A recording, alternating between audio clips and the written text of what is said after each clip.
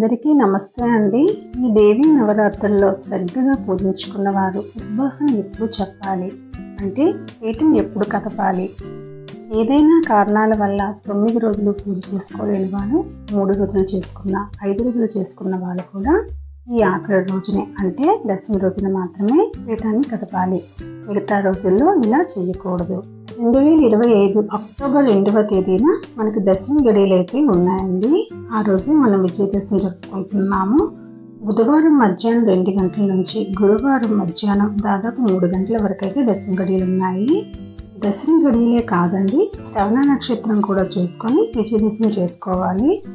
శ్రవణ నక్షత్రం గురువారం ఉంది. అమ్మవారికి జాకెట్ ముక్క కానీ చీర కానీ వస్త్రాన్ని తాంబూలంగా సమర్పించి పీఠాన్ని కదుపుకోవాలి. ఉదయం 7:32 నుంచి 10:30 వరకు అయితే దశమి వేళలు చాలా బాగున్నాయండి. ఆ టైంలో పీఠాన్ని కలుపుకోవచ్చు. అదేవిధంగా మధ్యాహ్నం 12 నుంచి 1:30 వరకు కూడా బాగుందండి. ఆ టైంలో కూడా పీఠాన్ని కలుపుకోవచ్చు. ఇంకా వీళ్ళు పడిన వాళ్ళైతే సాయంత్రం 5:30 పీఠాన్ని అయితే కలుపుకోవచ్చు. ఈ చివరి రోజు అమ్మవారికి మహా నైవేద్యం ఉండి ఆ అమ్మకు చూపించాలండి. 9 రోజులు 9 నైవేద్యాలు ఉండి అమ్మకైతే చూపిస్తాం కదండి. అలాగే దశమి రోజు అంటే చివరి రోజు అమ్మకు వీలైతే అన్ని రకాల పిండి వంటలు, పులిహోర, పాయసం, బూర్లు వండి ఆ అమ్మకు మహా నైవేద్యం అయితే పెట్టాలండి. అంతే కాదండి, చివరి రోజు తాంబూలం అనే ఉపచారం దగ్గర చీర, జాకెట్టు, గాజులు, పసుపు, కుంకుమ, పువ్వులు, వీలున్న వారు బొట్టు, కాటుక ఇవన్నీ పెట్టి అమ్మవారికైతే తాంబూలం సమర్పించాలండి. అమ్మకు చీరను సమర్పించలేని వాళ్ళు బ్లౌజ్ పీస్ పైన ఇవన్నీ ఉంచి సమర్పించవచ్చు. అది కూడా కుదిరిన వాళ్ళు తాంబూలం ఒక్కటే పెట్టొచ్చండి. ఇలా అమ్మవారికి తాంబూలంగా సమర్పించిన చీరను కానీ బ్లౌజ్ పీస్ని కానీ మనమే కుట్టించుకోవాలండి.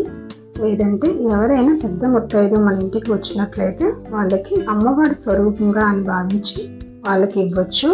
ఒకవేళ చీరను కానీ బ్లౌజ్ పీస్ని కానీ మనమే కుట్టించుకున్నట్లయితే పీరియడ్స్ టైంలో అస్సలు వాడకూడదండి. ఎప్పుడైనా గుడులకి, వ్రతాలకి, ధార్మికమైన విషయాలకు వెళ్ళేటప్పుడు మాత్రమే కట్టుకోవాలి, వాడాలి.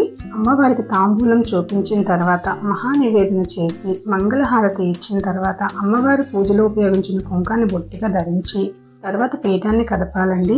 అందరికీ వచ్చే డౌట్, దీపం కొండెక్కపోయినా పీఠం కదపవచ్చా? వీలైనంత వరకు పూజ చేసేవాళ్ళు ఆ రోజు అంటే చివరి రోజు నూనె కొంచెం తక్కువగానే వడ్డించుకోండి. అఖండ జ్యోతి వెలుగుతున్నా కూడా పీఠాన్ని అయితే కదపచ్చండి. నూనె ఉన్నంత వరకు దీపాన్ని వెలుగునివ్వాలి. ఇలా పూజ పూర్తయిన తర్వాత మీరు ప్రాణప్రతిష్ఠ చేసుకున్న ఫోటోకో, విగ్రహానికో, లేదో కలశానికో దేనికైతే మీరు ప్రాణప్రతిష్ఠ చేసుకుని పూజ చేశారో ఆ విగ్రహాన్ని కానీ ఫోటోను కానీ 2 చేతులతో కదుపుతూ ఈ కింద వీడియోలో వస్తున్న శ్లోకాన్ని చదువుతూ అటు ఇటు కదపండి. సహస్ర పరమాదేవి శతమూలా శతాంకుర సర్వంగుం హరతే పాపం దుర్వాదు స్వప్ననాశిని జయదేవి నమస్తుభ్యం జయ భక్త వరప్రదే జయ శంకర వామాంగి మంగళే సర్వమంగళే శ్రీ దుర్గాదేవ్యై నమః యథాస్థానం ఉద్వాసయామి పునరాగమనాయ చ. మీరు దుర్గాదేవి ఫోటో కాకుండా లలితాదేవి ఫోటో గాని, లక్ష్మీదేవి ఫోటో గాని పెట్టుకున్నట్లయితే చివరిలో మనకు దుర్గాదేవి నమః అని వచ్చింది కదండి. అక్కడ మీరు ఏ ఫోటోనైతే పూజించారో ఆ అమ్మవారి పేరును చెప్పుకోవాలి. ఇక్కడ పునరాగమనాయ చ అంటే 9 రోజులు పూజలు అందుకున్న ఆ తల్లిని కైలాసానికి వెళ్ళి తిరిగి మళ్ళీ రమ్మని అర్థమండి. చివరి రోజు మంగళవారం కానీ శుక్రవారం కానీ వచ్చినట్లయితే ఆ రోజు పీఠాన్ని కదపకూడదు. మరుసటి రోజు ఉదయాన్నే కదపాలి. పూజకు ఉపయోగించిన పువ్వులను, గౌరమ్మను, పూజా సామాగ్రిను నదిలో గాని ఎవరూ తొక్కని చోట అంటే చెట్టు మొదట్లో గాని వేసుకోండి. లేకుంటే మీ ఇంట్లోనే చెట్లు ఉన్నట్లయితే ఆ మొక్కలు మొదట్లో వేసుకోండి. అంతేగాని ఎక్కడ పడితే అక్కడ వేయకూడదండి. అందరికీ వచ్చే ఇంకో డౌట్ ఏంటంటే మనం 9 రోజులు కుంకుమార్చన చేసుకున్న కుంకుమను పీఠం కదిపిన తర్వాత మనం తీసుకోవాలా? కొద్దిగా కుంకుమను మనం ప్రతిరోజు బొట్టు పెట్టుకునే కుంకానికి యూజ్ చేసుకోవచ్చండి. మిగతా కుంకాన్ని ఎవరైనా ముత్తైదువులకి ఇవ్వచ్చు. అది కుదరినప్పుడు మీరు నదిలోనైనా కుంకుమని నిమజ్జనం చేయొచ్చు.